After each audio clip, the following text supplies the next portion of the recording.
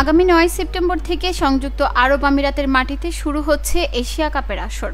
আসন্ন এই টুর্নামেন্টটি সামনে রেখে গত প্রায় ৩ সপ্তাহ ধরে ফিটনেস, স্কিল ক্যাম্প এবং পাওয়ার হিটিং কোচের দীক্ষা সহ নানা ধাপ পেরিয়ে বাংলাদেশ এখন চূড়ান্ত প্রস্তুতির শেষ ধাপে।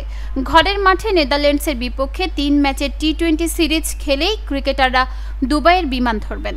গত ১০ দিন ধরে সিলেটে অনুশীলন করছে বাংলাদেশ দল।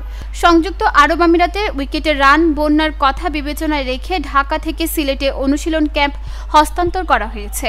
সিলেটের প্রস্তুতি সংযুক্ত আরব আমিরাতের উইকেটের সাথে খাপ খাইয়ে নিতে সহায়তা করবে বলে জানালেন টি-20 দলের কাপ্তান লিটন দাস।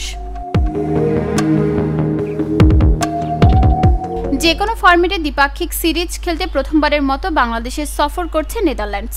২০১২ সাল থেকে টি-20 ফরম্যাটে নেদারল্যান্ডসের কাছে কোনো ম্যাচে হারেনি বাংলাদেশ।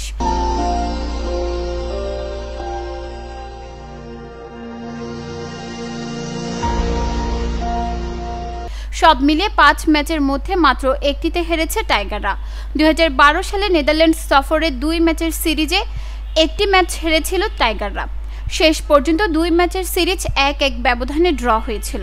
সর্বশেষ ২০২৪ সালের টি-20 বিশ্বকাপে মুখোমুখি হওয়া ম্যাচে বাংলাদেশ জিতেছিল ২৫ রানে। কিন্তু ২০২৩ সালে ভারতে অনুষ্ঠিত আইসিসি ওয়ানডে বিশ্বকাপে ডাচদের কাছে হারের লজ্জা পেয়েছিল বাংলাদেশ।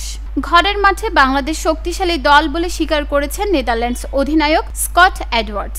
তারপরও নেদারল্যান্ডসের সিরিজ জয়ের সামর্থ্য আছে বলে মনে করেন তিনি।